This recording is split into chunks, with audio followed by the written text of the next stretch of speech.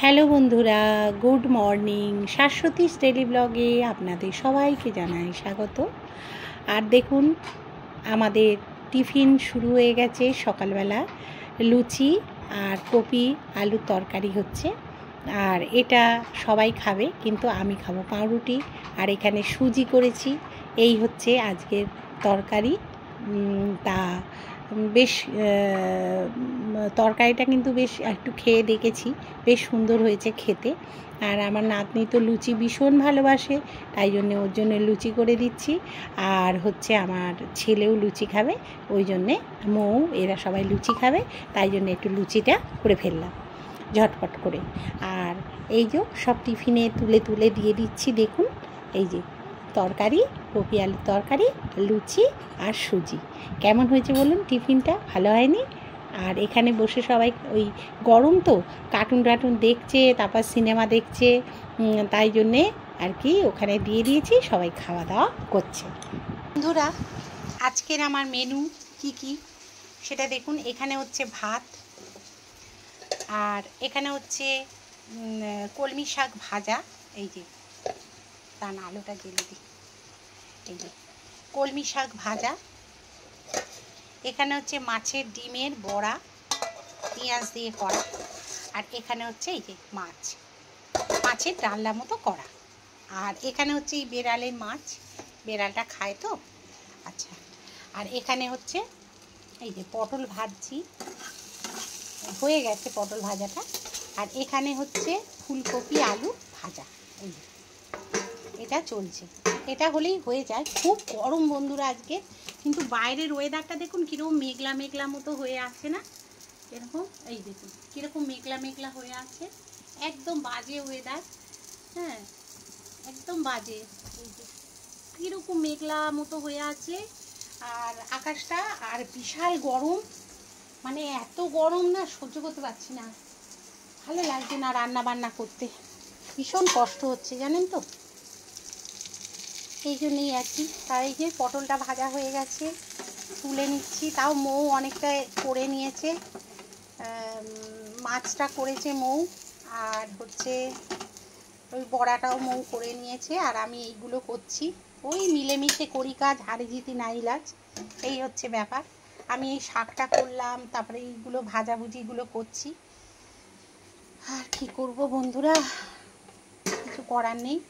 তাহলে আরেকবার নাড়িয়ে দিই, নাড়িয়ে দিয়ে যাই। এটা নরম হতে একটু সময় লাগবে।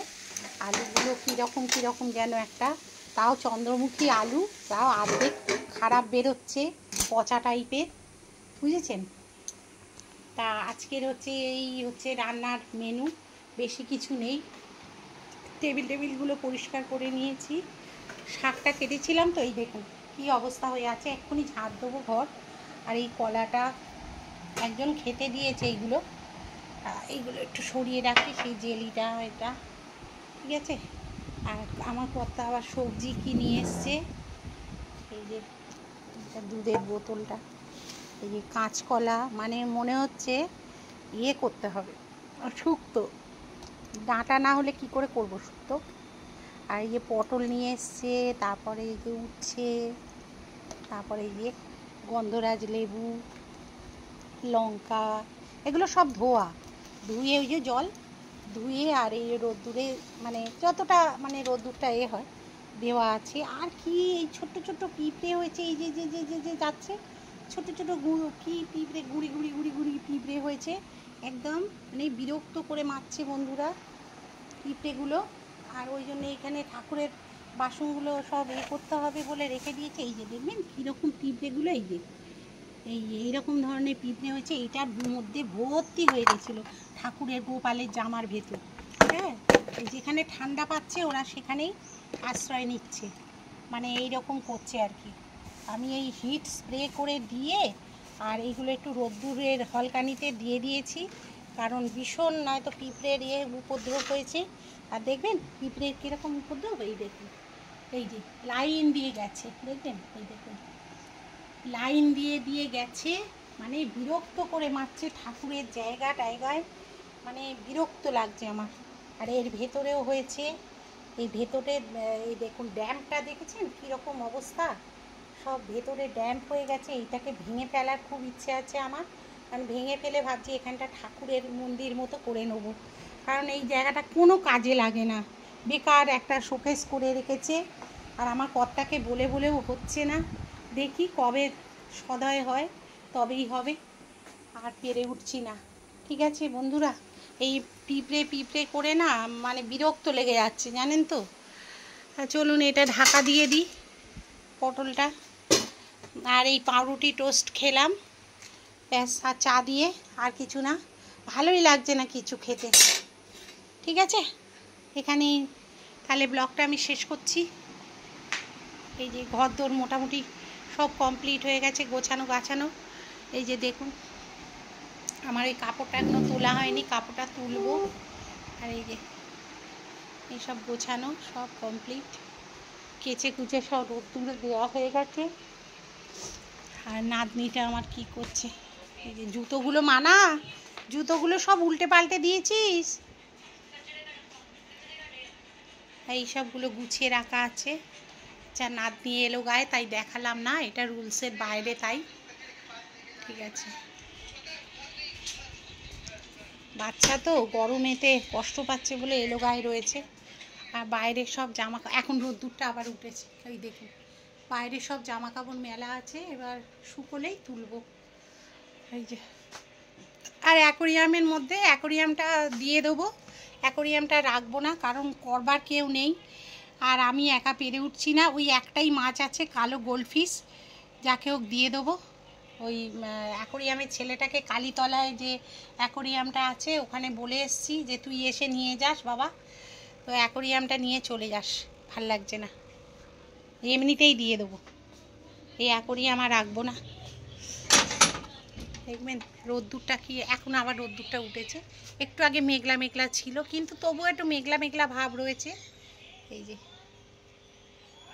আর কি করব, ভালো লাগছে না। বন্ধুরা ভেবেছিলাম এখানেই ভিডিওটা শেষ করব, কিন্তু ভাবলাম যে খুবই ছোট হয়ে যাচ্ছে ভিডিওটা, ওই জন্যে কিছু কাজ মানে সন্ধেবেলা অবধি ভিডিওটা টেনে নিয়ে গেলাম। সন্ধেবেলায় দেখুন এইগুলো দুপুরবেলা গুছিয়ে রেখেছিলাম গামলাটার মধ্যে, আপনারাও হয়তো গামলাতেও রাখেন, এটা স্টোর করে রেখে আর খাটের তলায় রেখে দিয়েছিলাম, তা সেইগুলো এখন বের করে আর সব জায়গার জিনিস জায়গায় রেখে দিচ্ছি, কারণ তখন আর সময় পাইনি কাজগুলো করার, আর ভালোও লাগছিল না, এত গরম জানেন তো। সে যাই হোক, সব সময় তো আর এসির হাওয়ায় থাকা যায় না, এই জন্যে। তা এই এখন সন্ধেবেলা যেহেতু এগুলো গুছিয়ে রাখার পালা, সব গুছিয়ে টুছিয়ে রেখে দিচ্ছি। আর আমাদের দাদাও আসবেন একটু বাদে, মানে মৌয়ের বাবা, নাতনির জন্য যে নাতনির যে বাইকটা মানে চড়ে বেড়ায় আর কি সাইকেলের মতো, সেটা ভেঙে গেছে বলে আবার একটা নতুন কিনে নিয়ে এসছে, আসবেন আর কি, ওই জন্যে। তা আমি একটু গুছিয়ে গাছিয়ে এগুলো রেখে দিচ্ছি, উনি আসবেন, আবার একটু কথাবার্তা বলবো তো ওই জন্যে আর কি। দাদা এলে আমাদের কথাবার্তা বলতে বেশ ভালো লাগে, গল্প করি। আর এখন তো ছেলের বিয়ের জন্য সব সময় ফোন টোন চলছে, হ্যাঁ, আর এইসব হয় আর কি, হই হই করে আমাদের এইসব কথাবার্তা চলে। তা যাই হোক, এইগুলো দেখুন যেগুলো জায়গার জিনিস জায়গায় গুছিয়ে নিচ্ছি, আর একটুখানি সন্ধেবেলা রান্নাবান্না আর কিছু ছিল না, একটু ফ্রি হব বলে একটু গুছিয়ে গাছিয়ে সব রেখে দিচ্ছি, যে একটু কথাবার্তা বলবো। বন্ধুরা গুড ইভিনিং, শুভ সন্ধ্যা, চলে এলাম আপনাদের সামনে আবার। আর এখানে আমরা শাশুড়ি বউ আর নাতনি হরলিক্স খাচ্ছে বিস্কুট দিয়ে, আর আমরা খাবো চা। এই যে এখানে চা নিয়ে বসে গেছি। খাচ্ছ? হ্যাঁ তুমি চা খাচ্ছ?